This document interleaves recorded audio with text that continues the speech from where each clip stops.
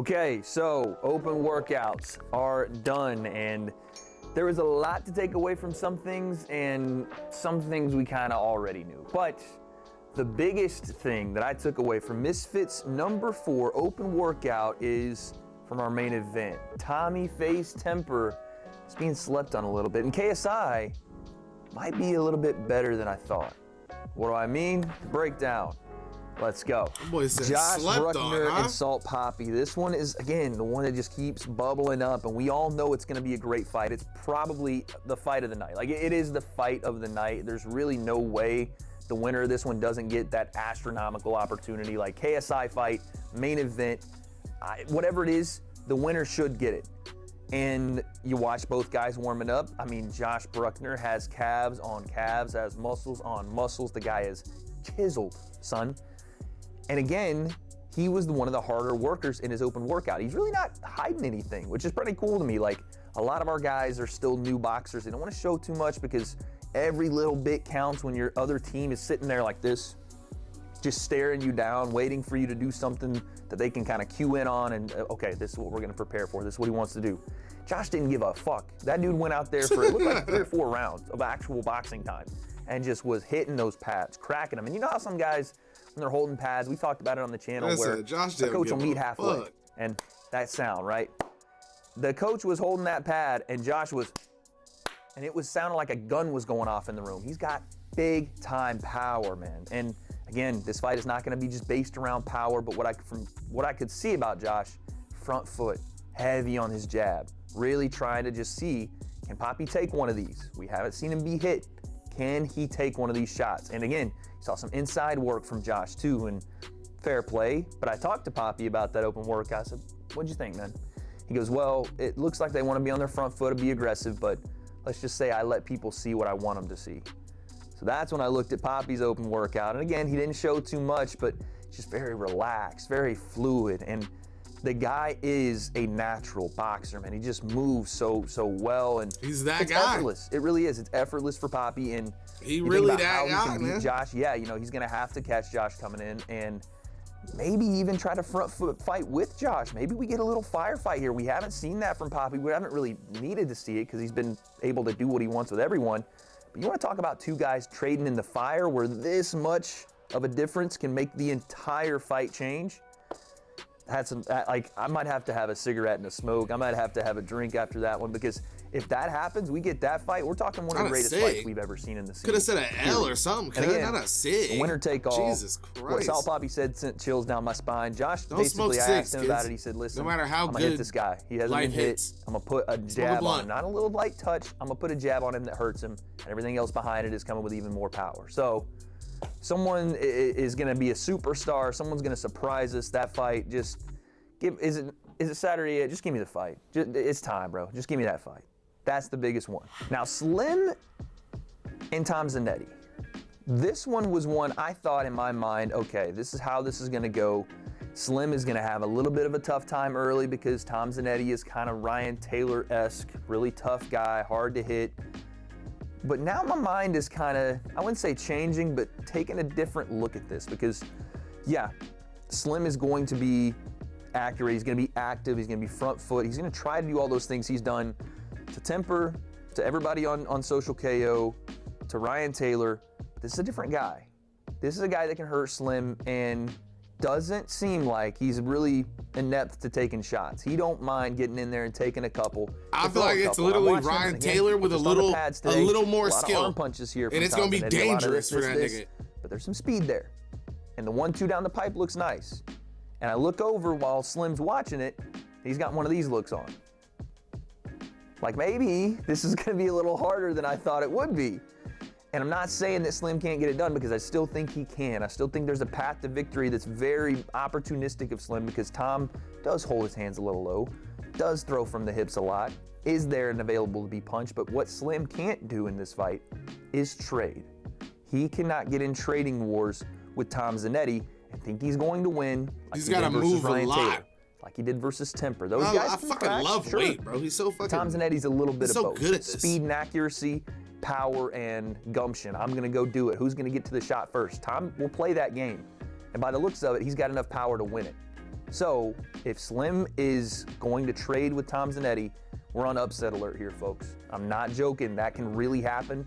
But if he doesn't and he boxes this thing away, go into the later rounds, we'll see what happens. But it's a dangerous fight. I've told you this from the beginning, and now you're all seeing why. And our main event. This is what I wanted to get to because we were at this venue from 11 a.m. this morning. We left the venue at 6 p.m. Damn. KSI showed up at 5:39 and was at the door by 5:55. Was not a lot shown from the main event on that side, but we're gonna get to it. Temperrr came in, and if you guys haven't heard this yet, I said it on Twitter. Jesus. Malik Scott is now the full-time head coach of FaZe Temperrr. What does that mean, full-time? Just basically when Temperrr's fighting. He's not stopping coaching Deontay Wilder or any of those guys, but again, you heard that name I just said. That's Deontay Wilder's head coach. Also prolific, high-level boxer throughout his career as well. This is a guy that you want to talk about maintaining distance and control in a boxing fight. You want to talk about strategizing and being a genius when it comes to the coaching side. You go get Malik Scott. This is a massive get for Temperrr. Only from what I can gather, been with him a couple of weeks, which is, you'd like to see more, but we're already here. So you can't reverse time. Temperrr has him now, and I started to see a little bit of that in the open workout. Temperrr, every single time, and this is super, super important, I want you guys to watch, they started simulating KSI's shoulder dip, right? His lead shoulder, where he pops in, comes down, he likes to change levels, bring his lead shoulder down, big time overhand over the top. You watched it time and time in the Pineda fight, in the Swarms fight. It's a shift in his hips, lead shoulder down, back shoulder over the top right hand. Every single time I watched him practice this in this open workout, you saw frame from Tommy, frame on the lead shoulder, frame, keeping that distance, frame, change angle, frame, change angle. They understand the danger that KSI presents if he gets inside, because Tommy is not a good inside fighter, not yet. He can become that, but on 2 weeks notice, that's not enough time. So you have to try to do everything in prevention mode and all KSI got to do is keep dipping that arm. Looks like he wants to play a little bit of the outside game to get to the inside. So he was, like I said, we're going to talk about what he was doing in a second, but that is the biggest point I saw, because again, Temperrr didn't show a ton. He was hitting the noodles a little bit, but it was more footwork and making sure we maintain distance. Pretty clear game plan for Tommy. I did see some hands higher, which you like to see. You didn't see him, again, wasn't being attacked, but you didn't see him pop up and the chin go straight up in the air and just bending at the hips. You saw the hands high, the chin down. You saw him throwing straight shots like a tall guy should, down the pipe, boom, boom, right? So all that's good. But I want to make sure of one big fact, because of what KSI came in and showed in just a short amount of time. Tommy better be switched on. He better be ready to go when that first bell goes, because if he comes in and is like, oh, let's just fill this out, first round, okay. KSI is gonna run through him like hot knife through butter. Like, I'm watching this guy, KSI, just be fired up, ready to go. And it won't be because of the skill or the technique or any of that stuff. It'll just be because KSI is so ramped up to go.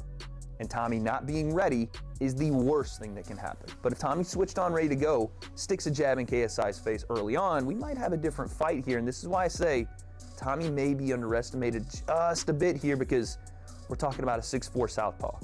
A guy that if, and it's a big if, but if he can handle that range and make KSI start to get back to that unorthodox and those big, wide swings and over 6 rounds, let's see what that gas tank looks like, because we hear work rate, but it has to be an intelligent work rate from KSI. You can't just outwork everyone every single second of every single fight without great technique, without taking your time, without patience, pressure, and eventually finding a way past the looping shots, finding a way past the big jab. So if Tommy can make things a little difficult early on and settle KSI down a bit, we might have a closer fight, not only in the middle, but toward the end. Maybe we even anticipated. But KSI showed me something in his open workout that may say something else as well. It's a simple game plan, but the urgency of KSI was what caught my eye, because it does look a bit rushed, just to me. It was like, man, what the hell? We just going crazy. Like, where's the patience and the lead into it? But again, it's an open workout. It's hard to take a lot from it. Also, it did look like sometimes KSI was getting himself caught in the air a lot, right? Like when you do a lot of these exchanges and you're changing angles, you don't want to have both feet off the ground continuously at a time, right? One foot, one foot, one foot, one foot. But you see him bump, bump, and then chained, both feet in the air, plant, throw, right? Like it was almost like a movie. I'm like, man, you know, in those little in-betweens when you're off balance, you can really get caught with some stuff and it just throws your equilibrium off. Maybe you slip, fall down, whatever. Those are things you just want to watch out for. But again, I go back to it with KSI. Is it even going to matter? His mentality is so insane for a human being right now. He looks like a different animal. It's like he is just waiting, like they've got a leash on him. He's just trying to get off, and he's so close to just attacking. And that's the mentality I don't know if Temperrr's ready for. I don't know if he's ready for when that bell goes, how quickly KSI is going to jump on him and be all over him. Because like I said, KSI talks about work rate, work rate, work rate. He's going to bring it all 18 I don't know, minutes. I just want to see him fight somebody good before he fights Jake Paul. That's it. So that I know that he can take him on. That's it. Because we've seen Jake fight a bunch of decent people. How does he handle, again, he's seen bigger guys. How does he handle a little bit more of the range from Temperrr? I don't, honestly, if he jumps on Temperrr early, I don't even know if we get to the later part of the fight because of how quickly KSI can change a fight. And again, if you're Temperrr, you know what's coming. Jab to the body, overhand. It's coming, we've seen it, it's devastating, and if you're not ready in those first 3 minutes, KSI's gonna put it on you and he's gonna catch you right behind the ear, and you're gonna go, why am I in the hospital? What happened? Where's the rest of the phase plan? We playing Call of Duty Modern Warfare 2? Is it 2013? Like, it's gonna be that quick, but you gotta be ready. And I think Tommy is, but just a different level that KSI is bringing.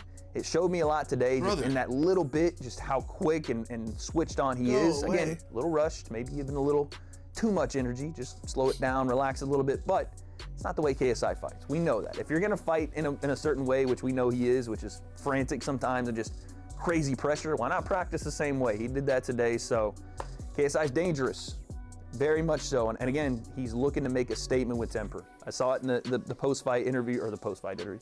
I saw it in the post-workout interview. He was talking, he goes, I'm gonna catch a body. So you can tell what his intentions are. Temperrr, gotta be ready, but if he is, he can keep him at range. This could be more competitive than we think. But what happened? I'm not believing it. We're only a couple days away. Press conference tomorrow. There's a lot to get to. I don't have the answers yet, guys, but Saturday, January 14th, live on DAZN. Guess we'll find out. We definitely will. We definitely will.